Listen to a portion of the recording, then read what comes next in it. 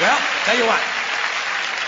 Now, to balance the scale, I'd like to talk about some things that bring us together. Things that point out our similarities instead of our differences. Because that's all you ever hear about in this country is our differences. That's all the media and the politicians are ever talking about, the things that separate us, things that make us different from one another.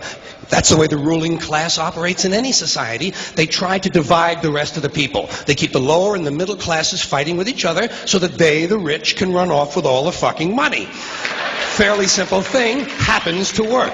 You know, anything different, that's what they're going to talk about. Race, religion, ethnic and national background, jobs, income, education, social status, sexuality, anything you can do, keep us fighting with each other so that they can keep going to the bank.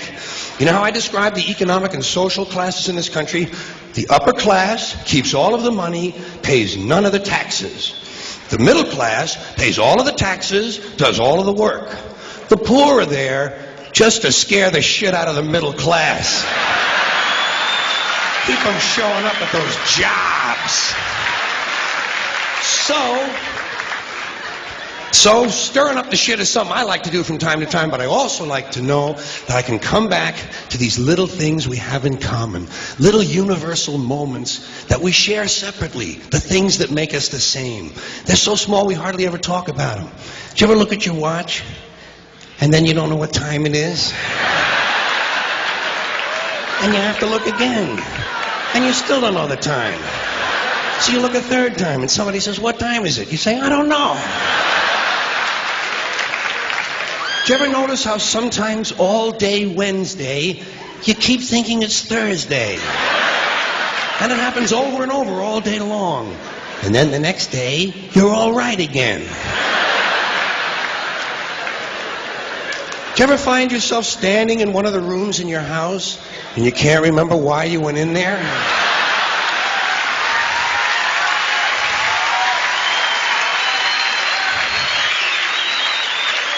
And two words float across your mind: Alzheimer's disease. You ever been talking to yourself and somebody comes in the room and you have to make believe you were singing? And you hope to God the other person really believes there's a song called "What Does She Think I Am?" Some kind of putz? Little experiences we've all had. You ever been sitting in a railroad train in a station and there's another train sitting right next to you and one of them starts to move and you can't tell which one it is?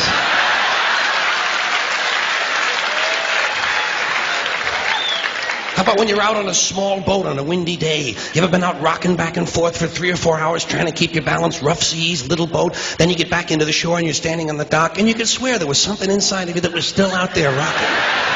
Did you ever try to pick up a suitcase you thought was full, but it wasn't? And you go, and for just a split second you feel really strong. How about when you're looking through a chain link fence? Did you ever notice if you're just the right distance from a chain link fence, sometimes it seems to go, what is that? How do they do that? Did you ever try to tell somebody they have a little bit of dirt on their face? You can never get them to rub the right spot, can you? Say, "You got a little bit of dirt right here." They always go, "Where? Here?"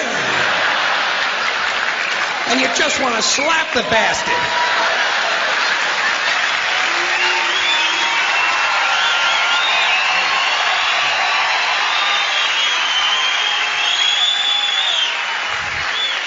Do you ever notice how awful your face looks in a mirror in a restroom that has fluorescent lights?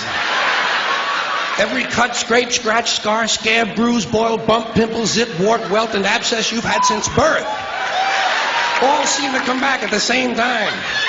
And all you can think of is, I gotta get the fuck out of here!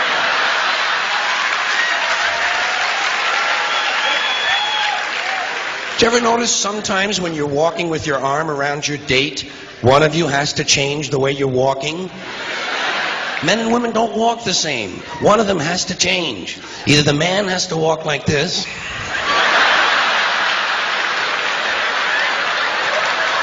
or the woman has to walk like this. Joey, how are you?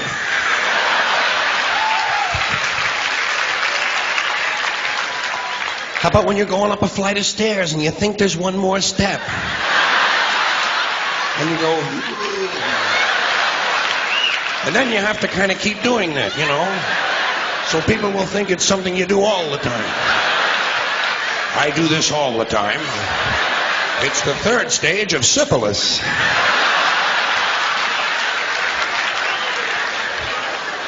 Same thing happens when you're going down the stairs. You could swear there was one more step. Holy shit. My hips are in my chest.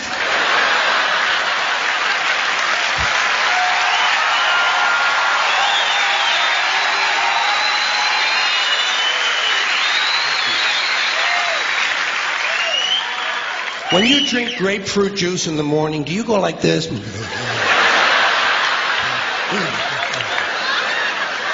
I do too. Why do we drink it? It's like ice cream throat. You know when you've been eating ice cream too fast and you get that frozen spot in the back of your throat, but you can't do anything about it because you can't reach it to rub it? You just have to kind of wait for it to go away. And it does. Then what do? Eat more ice cream! What are we, fucking stupid?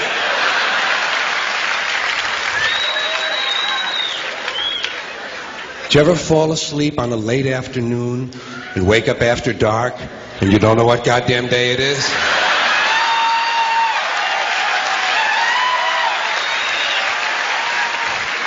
Like when you have your head on the pillow. Do you ever notice when you have your head on the pillow, if you close the bottom eye, the pillow is down there. Then if you switch eyes, the pillow moves up there. Whoa, holy shit, Dave, look at this. The mystery of the moving pillow. I think it's related to the chain link fence mystery myself. Did you ever have to sneeze while you're taking a piss? It's frightening, isn't it? It's frightening because actually you can't do it. It's physically impossible to sneeze while pissing. Your brain won't let it happen. Your brain says, stop pissing! We're going to sneeze now! Because your brain knows you might blow your asshole out.